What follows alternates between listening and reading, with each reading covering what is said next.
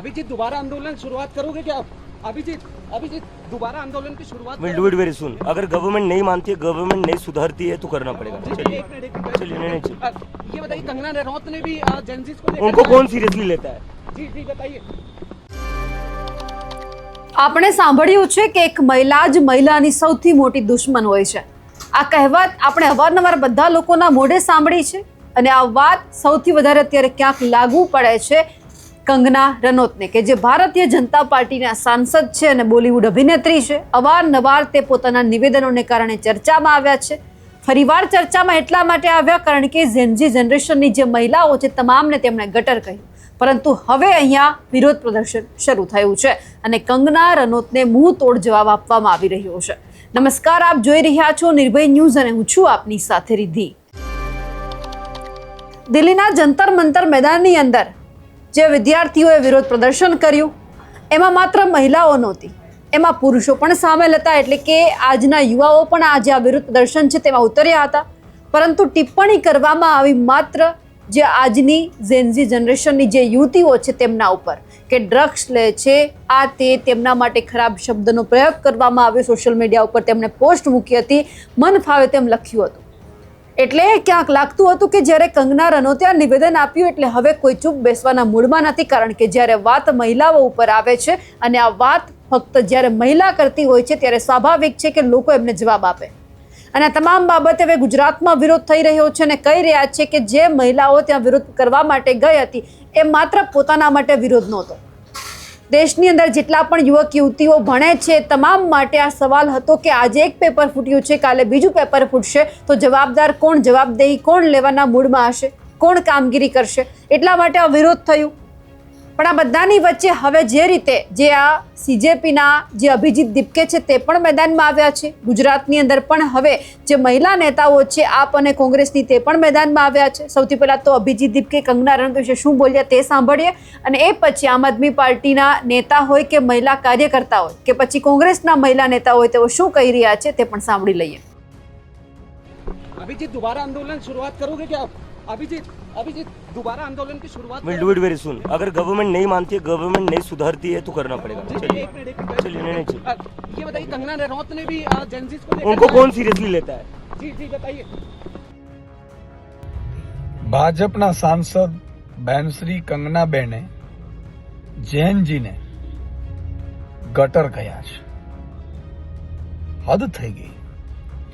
તમારા લોકોએ પેપર તમારે ફોડવું, સત્તાની મલાઈ તમારે ઉલેચવી, લોકોને લાઠીચાર્જ યુવાનો પર તમારે કરવું, લોકોની જિંદગીઓ બરબાદ થઈ ગઈ।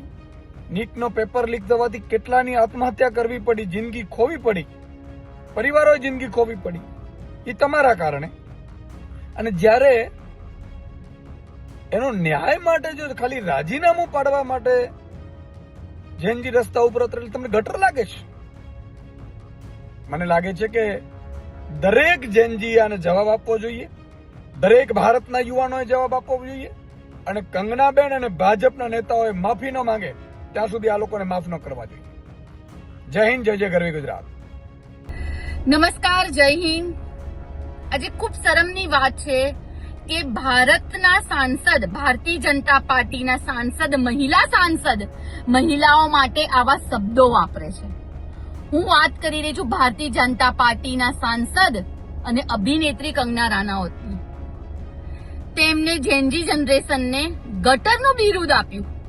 તેટલું જ નહીં, પણ તે મહિલાઓ માટે જે શબ્દો વાપર્યા છે કે આ જનરેશન તો કશું કરી નથી શકવાની, તમે કોઈને કઈ રીતે જજ કરી શકો? પશ્ચિમની તે એવું કહેવામાં આવે છે કે આ જનરેશનની મહિલાઓ તો પશ્ચિમનો ઉપયોગ કરે છે, તેમને કપડા, ડ્રગ્સ, તમે કોઈ પણ વ્યક્તિને આવું કઈ રીતે કહી શકો છો? તમે એક સાંસદ છો, તમને જ્યાં મોકલવામાં આવ્યા છે તે લોકોએ તમને મત આપ્યા છે અને મતથી આજે તમે ત્યાં બેઠા છો। તમે મહિલાઓ માટે સારું ન બોલી શકતા હોય તો ખરાબ તો ન બોલો, કારણ કે ભારતીય જનતા પાર્ટીના શિક્ષણ મંત્રી સારું કાર્ય નતા કરી રહ્યા। તેમની અધ્યક્ષતામાં અવારનવાર પેપર લીક થતા હતા અને જ્યારે આ જનરેશને એનો અવાજ ઉઠાવ્યો અને અવાજ એટલો બુલંદ થયો કે પૂરા ભારતમાં એની ગૂંજ આવી. અને જ્યારે આજે જેનઝી જનરેશનની જીત થઈ અને તે વ્યક્તિએ રાજીનામું આપવું પડ્યું, તો ક્યાંક ને ક્યાંક ભારતીય જનતા પાર્ટીના બીજા મંત્રીઓને પણ ડર લાગવા મળ્યો કે હવે તો લોકો બોલવા લાગ્યા છે, લોકો જાગવા લાગ્યા છે. અને માટે જ આ બેન બહાર આવી અને જનરેશનને ગટર કહી રહ્યા છે. શરમ આવી જોઈએ એક મહિલા તરીકે. ક્યાં ગયા હતા બેન તમે જ્યારે જંતર મંતર ઉપર મહિલાઓ ઉપર, દીકરીઓ ઉપર લાઠીચાર્જ થતો હતો, ટીયર ગેસ છોડવામાં આવતા હતા? અરે જ્યારે લાઠીચાર્જ થતો ત્યારે પુરુષ કર્મીઓ દ્વારા દીકરીઓને ધક્કા મુક્કી થતી હતી, એમના પ્રાઇવેટ પાર્ટ ઉપર હાનિ થઈ હતી, ટચ થતું હતું, ત્યારે કેમ આ બેન કશું ના બોલ્યા? પણ તમે કોઈના જનરેશનને, જેનજી જનરેશનને તમે જજ કરો છો કે ફ્યુચરમાં શું કરી શકશે, શું નહીં કરી શકે, એમના પરિવાર વિશે વાત કરી રહ્યા છો. તો ક્યાં ગયા હતા જે પરિવારે પોતાના દીકરા દીકરી ગુમાવ્યા છે? તો તમે કેમ ચૂપ હતા ત્યારે? હું મહિલા તરીકે ખૂબ નિંદા કરું છું. આમનું જે સ્ટેટમેન્ટ છે પાછું લે અને પૂરા ભારતનું તે માફી માંગે. જય હિન્દ, જય જય ગરવી ગુજરાત. जय हिंद। कंगना जी ने जो जेनजी के बारे में बोला है, तो एक सांसद की चेयर पे ये शोभा नहीं देता। जेनजी जिन्होंने करके दिखाया है, प्राउड है उन पर, ये हमारा फ्यूचर है। और जैसी जिनका जैसे थॉट्स, जैसी जिनकी नज़र वैसी बातें होती है, तो मुझे तो बहुत ही प्राउड होता है। और कंगना जी, आपको क्या पता, और आपने वहाँ पे वो नहीं देखा ना कि कितनी गर्ल्स ने मार खाया, किसी तरह जैसे स्टूडेंट को कैसे तरह मार रहे थे, जो हमारे देश के जैसे देशद्रोही थे, बराबर, वो उनकी सच्चाई की लड़ाई थी ना, वो आपको नहीं दिखाई दिया। आपको तो अपनी सत्ता, आपकी कुर्सी बस, और बस वही दिखता है आप सबको। तो गटर तो आप सब लोग हो। 22 स्टूडेंट, 22 स्टूडेंट की जान गई है पेपर लीक की वजह से। वो तो मोदी जी ने भी बोला है और स्वीकार किया है कि पेपर लीक कोई छोटी बात नहीं है। तो आप जो भी बोले थोड़ा सोच समझ कर बोले, सांसद की चेयर पे है, थोड़ा सोच लिया करें। ये तो हमारे ओरिजिनल डायमंड है, हमें इनसे सीखना है कि लड़ाई कैसे लड़ते हैं, लड़ाई कैसे लड़ी जाती है। आज उनकी जीत हुई है और आप ये बोलते हो, आपको थोड़ी भी शर्म नहीं हुई है? और मुझे तो बहुत ही प्राउड है, ये क्रांतिकारी जो स्टूडेंट जो लड़ रहे थे और बिना वजह उन्होंने मार खाया है, प्राउड है हमें जेनजी पर। जय हिंद। સાંભળ્યું છે પેલા કંગનાબેન રાણાવત પાછા માર્કેટમાં આવ્યા છે. હા, એ જ ભારતીય જનતા પાર્ટીના સાંસદ જેમનું એમની પાર્ટીમાં જ કઈ ઉપજતું નથી. ભારત દેશની જનતા એમને સાંભળવા નથી માંગતી. છેલ્લા કેટલાય બોલિવૂડના ફિલ્મો રાજનીતિમાં આવતા પહેલા ફ્લોપ કરી ચૂક્યા હતા. લાગે છે કે આ કંગનાબેન રાણાવતને એટલો મોટો શોખ લાગ્યો છે કે જે રીતે જંતર મંતર ઉપર પેલા યુવાનો યુવતીઓએ ઝેનઝીએ આંદોલન કર્યું 27 દિવસ સુધી, અને એ આંદોલનની સામે ભારત સરકારને ઝૂકવું પડ્યું, અને ભારત સરકારને ઝૂકીને આજ ભારતીય જનતા પાર્ટીએ ઝૂકવું પડ્યું, અને શિક્ષા મંત્રી ધર્મેન્દ્ર પ્રધાનને રાજીનામું આપવું પડ્યું. લાગે છે આનો શોખ કંગનાબેન રાણાવત ઉપર, એમના દિમાગ ઉપર ખૂબ જ મોટો પડ્યો છે. આ એ જ કંગનાબેન રાણાવત છે કે જે એવું બોલતા હતા કે ભારત દેશને આઝાદી 1947 પછી નહીં, 2014 પછી પ્રધાનમંત્રી મોદીજીના આવવાથી મળી છે. આ એ જ કંગના રાણાવત છે કે જેમને સાંસદની ટિકિટ મળે ભાજપમાંથી, એટલા માટે દેશના leader of opposition Jannayak Rahul ગાંધીજીને ટપોરી જેવા શબ્દોનો ઉપયોગ કર્યો હતો. આ એ જ કંગના રાણાવત છે કે જેમના બોલિવૂડની અનેકો ફિલ્મો આજ ભારત દેશની ઝેનઝી અને આજ ભારત દેશની અન્ય જનરેશન અભદ્રતા હજી પણ જોઈ રહ્યા છે. એટલે કંગનાબેન રાણાવત, તમારી પાર્ટીમાં તમારું કોઈ વજૂદ રહ્યું નથી. આ દેશમાં તમે ફેલ રાજકારણી તરીકે સાબિત થયા છો, પરંતુ આ દેશની યુવતીઓને જે ઝેન ઝી જનરેશનની છે એને તમે જનરેશન ગટર કરીને જે ગાળ આપી છે, તમારે દેશની સામે આ યુવાનો, આ યુવતીઓની માફી માંગવી પડશે. દેશના ભવિષ્યને તમે જે રીતે અભદ્ર વાણી વિલાસ કરીને એમને નીચું બતાવવાની કોશિશ કરો છો, પહેલા અરીસો તમારા મોઢાની સામે રાખજો. યાદ રાખજો કે આ એ જ જનરેશન છે જે જાગૃત જનરેશન છે, અને તમારા આપેલા આ સ્ટેટમેન્ટને ખૂબ જ મોટા પ્રમાણમાં ભારતીય રાષ્ટ્રીય કોંગ્રેસ વખોડી કાઢે છે. નમસ્કાર.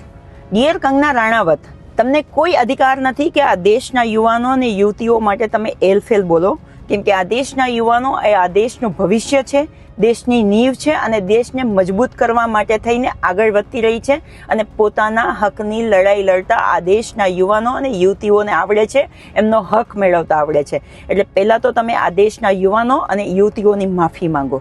બીજા નંબરની વાત, તમને યાદ અપાવવું છે કે તમે જેને ગટર કહો છો એના કરતાં પોતાની અંદર તો ઝાંકીને જુઓ કે તમે એક ગટરમાંથી બીજી ગટરમાં ગયા છો અને નશેડી તરીકેની તમારી છાપ છે. દારૂ, ડ્રગ્સ અને શરીરને કેવી રીતે એક્સપોઝ કરવું છે તમારા સંસ્કારો છે, આ દેશની યુવતીના નહીં. એટલે આ દેશની મહિલાઓ સાથે પણ તમારે માફી માંગવી જોઈએ. અને હા, તમારે તમારી માનસિકતાનો ઈલાજ કરાવવાની જરૂર છે, કેમ કે તમારા મતે 2014માં આઝાદી મળી, તમે આ દેશના લોકપ્રિય નેતા રાહુલ ગાંધીજીથી ઇન્સિક્યોરિટી ફીલ કરો છો અને આ દેશના યુવાનોમાં તમને ગટર જેવું દેખાય છે, તો તમે તમારી માનસિકતાનો ઈલાજ કરાવો. કેમ કે આ નથી રાહુલજીને એનાથી કોઈ ફરક પડવાનો, નથી દેશના યુવાનોને ફરક પડવાનો, કે બધા આખા દેશને ખબર છે કે 1947માં આપણને આઝાદી મળી છે, 2014માં નહીં. એટલે તમારી માનસિકતાની તપાસ કરાવો. અને તમે વારંવાર પુરુષો દ્વારા પ્રતાડિત થયા છો. આ દેશના યુવાનો એવા નથી, પોતાના હકની લડાઈ લડી શકે છે, તમે નથી લડી શકતા. એટલે આવી ગટર જેવી વાતો તમે ફેલાવી રહ્યા છો. તો mind your language, mind your business. અને આ દેશના યુવાનો માટે કંઈ પણ બોલશો તો બિલકુલ બી સહન કરી લેવામાં નહીં આવે.